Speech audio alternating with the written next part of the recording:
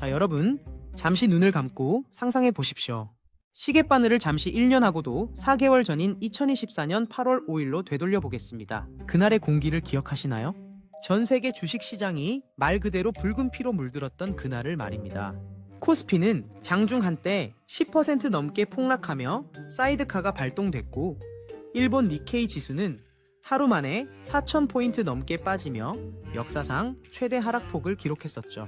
투자 좀 한다는 분들은 스마트폰 주식 어플을 켜기가 공포스러웠던 그날, 우리는 그날을 2024년의 블랙 먼데이, 검은 월요일이라고 불렀습니다. 도대체 내가 잠든 사이에 무슨 일이 벌어진 건지 뉴스를 검색해봐도 온통 공포 섞인 헤드라인 뿐이었던 그날의 기억이 아직도 생생합니다. 그런데 여러분, 지금 2025년 12월 4일 현재 그날의 악몽을 불러왔던 거대한 괴물이 다시금 눈을 뜨고 있습니다. 바로 일본의 금리 인상, 그리고 그에 따른 엔캐리 트레이드 청산이라는 괴물입니다. 아마 경제 뉴스에 관심이 없는 분들도 최근 엔화가 꿈틀거린다거나 일본 여행 가서 물건 사는 게 예전만큼 싸지 않다는 이야기를 들어보셨을 겁니다. 이게 다 연결되어 있는 이야기입니다. 최근 일본 분위기가 심상치 않습니다. 불과 3일 전이었죠. 12월 1일 월요일, 일본은행의 우에다 가조 총재가 나고야에서 마이크를 잡았습니다. 평소 같으면 애매모호한 말로 시장을 안심시켰을 그가 이번에는 아주 작정한 듯 매파적인 발언, 그러니까 금리를 올리겠다는 강력한 신호를 시장에 던졌습니다. 경제 데이터가 예상대로만 나와준다면 금리 인상은 시간 문제라는 투였죠. 이 한마디에 전 세계 금융시장은 다시금 긴장하기 시작했습니다. 일본 국채 금리는 2008년 금융위기 이후 최고 수준으로 치솟았고, 엔화 가치는 급격하게 요동치고 있습니다. 도대체 일본이 금리를 올리는 게 왜 내 통장을 위협하는 걸까요? 옆 나라 이자가 고작 0.25%포인트 오르는 게 뭐 그리 대수라고 미국 월스트리트부터 한국의 여의도까지 전 세계가 벌벌 떠는 걸까요? 오늘 영상에서는 세계 경제의 가장 약한 고리이자 가장 거대한 뇌관인 일본의 금리 인상과 엔캐리 트레이드의 비밀을 아주 낱낱이 파헤쳐 드리겠습니다. 이 이야기를 다 듣고 나면 여러분은 앞으로 다가올 거대한 파도 앞에서 무엇을 준비해야 할지, 그리고 이 복잡한 경제의 흐름 속에서 내 자산을 지키기 위해 어떤 포지션을 취해야 할지 정확히 알게 되실 겁니다. 제발 구독과 좋아요 한 번씩만 부탁드리겠습니다. 먼저 우리가 이 사태를 제대로 이해하려면 일본이라는 나라가 지난 30년간 세계 경제에서 어떤 역할을 해왔는지 그 근본적인 구조부터 알아야 합니다. 1990년대 초반 일본의 버블 경제가 터진 이후 일본은 잃어버린 30년이라는 기나긴 어둠의 터널을 지나왔습니다. 물가는 오르지 않고 집값은 떨어지고 사람들의 월급 봉투는 얇아졌죠. 경제는 활력을 잃었고 사람들은 지갑을 닫았습니다. 일본 정부와 중앙은행은 죽어가는 경제를 살리기 위해 아주 극단적인 처방을 내립니다. 바로 돈을 공짜로 뿌리는 겁니다. 금리를 0%로 만들다 못해 나중에는 마이너스 금리까지 도입했습니다. 은행에 돈을 맡기면 이자를 주는 게 아니라 보관료를 받아가는 기이한 세상이 펼쳐진 겁니다. 자, 여기서부터가 오늘 이야기의 핵심입니다. 여러분이 수조 원, 수십조 원의 천문학적인 돈을 굴리는 글로벌 헤지펀드 매니저라고 가정해 봅시다. 투자를 하려면 종잣돈이 필요한데 어느 나라에서 돈을 빌리는 게 가장 유리할까요? 미국은 금리가 5%가 넘고 한국도 3%, 4% 하는데 일본에 갔더니 돈을 빌려주는데 이자가 0%랍니다.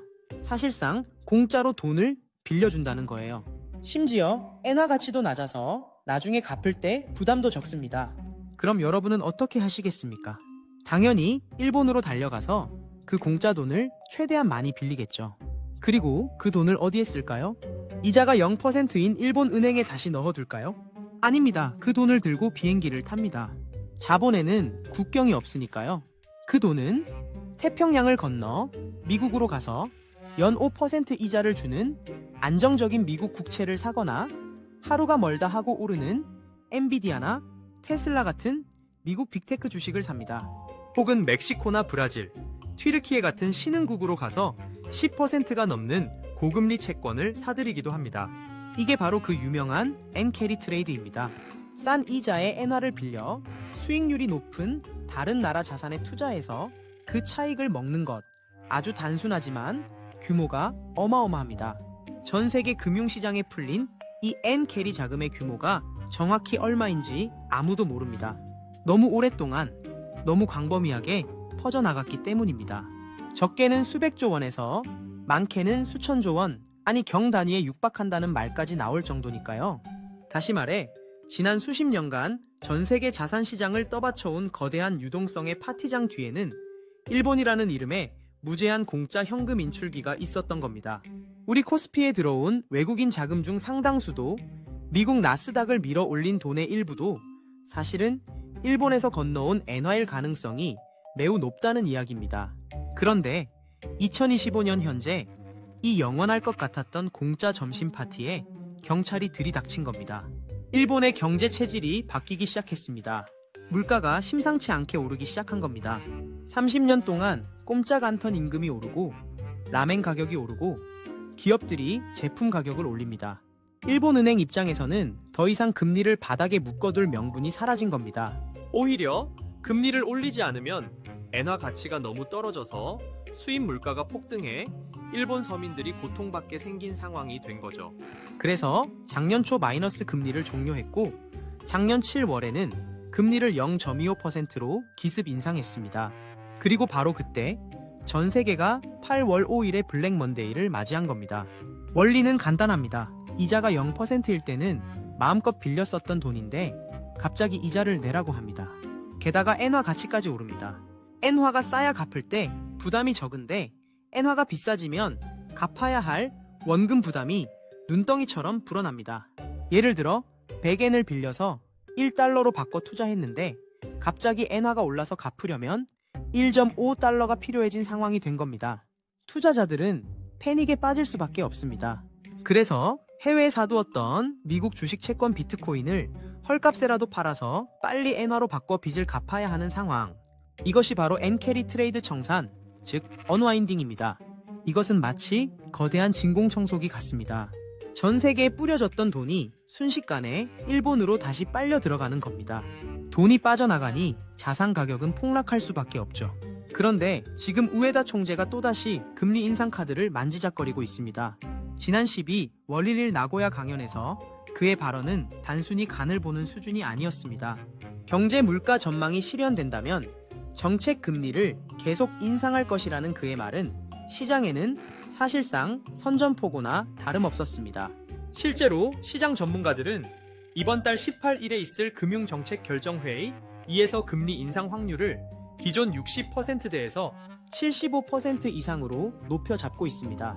0.5%에서 0.75%로 고작 0.25%포인트 올리는 것이지만 그 방향성이 명확하다는 게 문제입니다. 이런 공포를 증명하듯 일본의 국채 시장은 이미 발작을 시작했습니다. 일본의 이 년물 국채 금리가 2008년 이후 처음으로 1%를 돌파했습니다. 10년물 국채 금리도 1.86%를 넘나들며 13년 만에 최고치를 기록하고 있죠. 이게 무슨 뜻이냐고요? 시장은 이미 일본의 금리 인상을 기정사실로 받아들이고 있다는 뜻입니다. 게다가 건너편 미국에서는 정반대의 일이 벌어지고 있죠. 미국 연준은 이제 금리를 내리려고 합니다. 일본은 올리고 미국은 내린다. 그럼 어떻게 될까요? 미일 간의 금리 격차가 빠르게 줄어듭니다.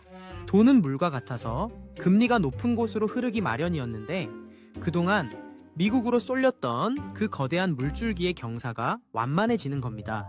엔화의 매력이 상대적으로 높아지면서 엔화 강세는 더욱 가속화될 것이고 이는 엔캐리 트레이드 청산을 부추기는 휘발유가 될 겁니다.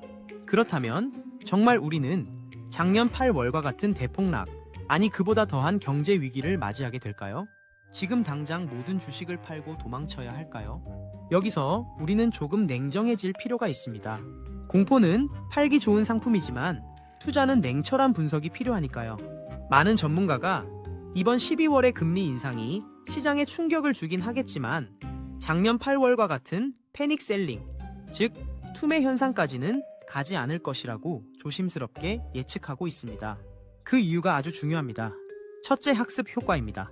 작년 7월과 8월의 금리 인상은 시장이 전혀 예상하지 못한 기습 공격이었습니다. 무방비 상태에서 뒤통수를 맞으니 충격이 컸죠. 하지만 이번에는 다릅니다.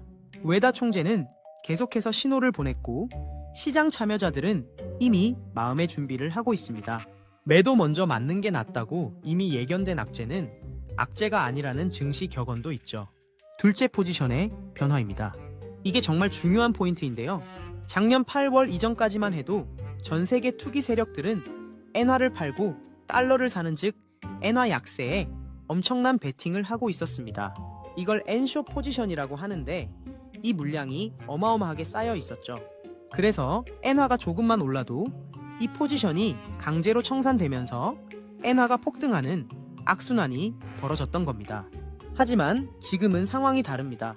최신 데이터를 보면 투기적 엔화 순매도 포지션이 지난 1년간의 조정 과정을 거치며 거의 다 정리됐습니다.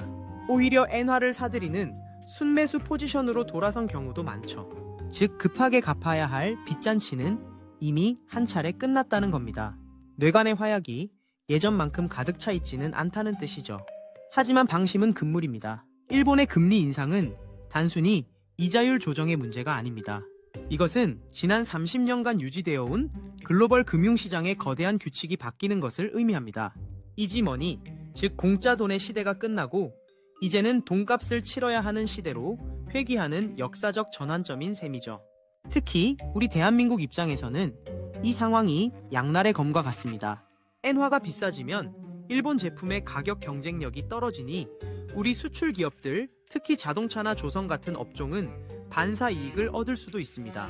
과거 현대차나 기아가 일본의 도요타나 혼다와 경쟁할 때 엔화가 쌀 때는 가격 경쟁력에서 밀려 고전했지만 엔화가 비싸지면 우리 물건이 상대적으로 싸 보이기 때문에 수출 전선에 숨통이 트였던 역사가 있습니다.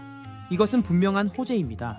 반면에 금융시장 측면에서는 악재가 될 수 있습니다. 글로벌 유동성이 축소되면서 외국인 투자자들이 한국 주식시장에서 돈을 빼갈 수도 있는 위험도 공존합니다.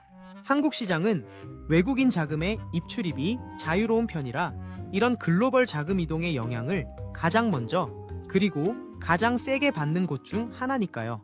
외국인들이 한국 주식을 팔고 그 돈을 엔화로 바꿔 일본으로 돌아간다면 코스피는 하락 압력을 받을 수밖에 없습니다. 게다가 최근 비트코인을 비롯한 가상자산 시장이 흔들리는 것도 이와 무관하지 않습니다. 가상자산이야말로 유동성의 힘으로 오르는 대표적인 위험 자산이니까요. 엔화라는 수도꼭지가 잠기면 가장 먼저 목이 마르는 곳은 가장 위험하고 변동성이 큰 투자처일 수밖에 없습니다. 또한 일본 내부의 사정도 무시할 수 없습니다. 일본에는 좀비 기업이라고 불리는 부실 기업들이 많습니다.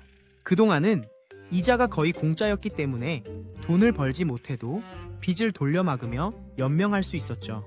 하지만 금리가 오르기 시작하면 이자 비용을 감당하지 못한 기업들의 줄도산이 이어질 수 있습니다. 이는 일본 경제에 충격을 주고 그 충격은 다시 한국을 비롯한 주변국으로 전염될 수 있습니다. 그리고 일본의 주택담보대출 금리도 문제입니다. 대부분의 일본인이 변동금리로 대출을 받았는데 금리가 오르면 매달 갚아야 할 이자가 늘어납니다.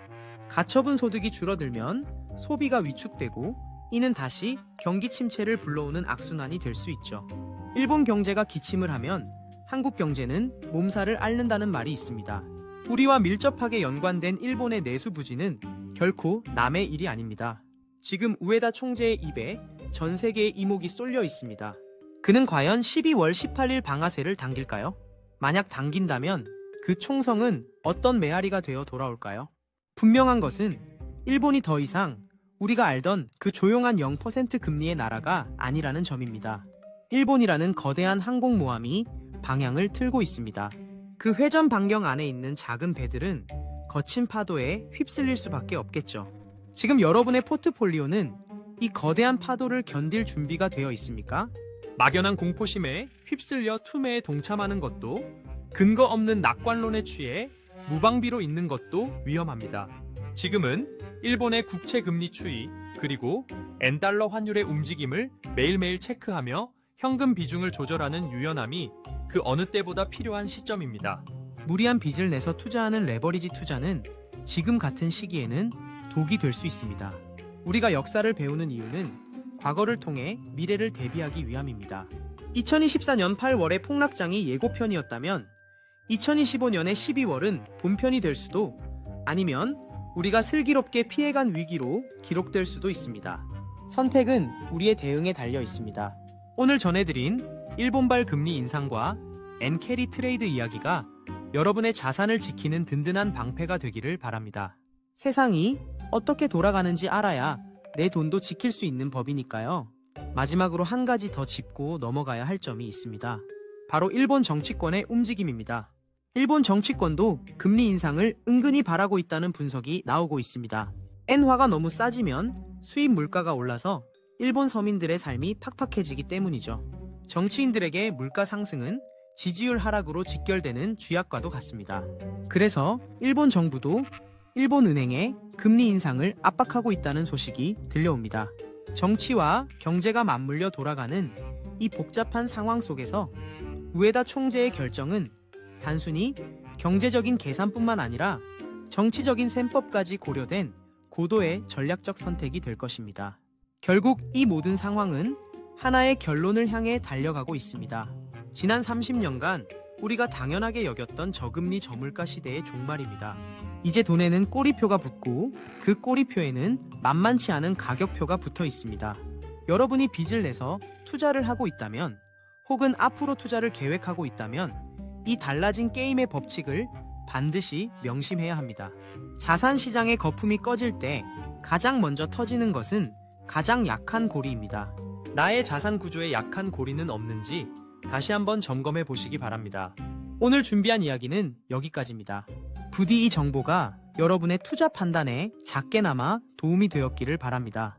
다음 시간에는 더 깊이 있고 흥미로운 지식으로 찾아오겠습니다. 시청해 주셔서 감사합니다.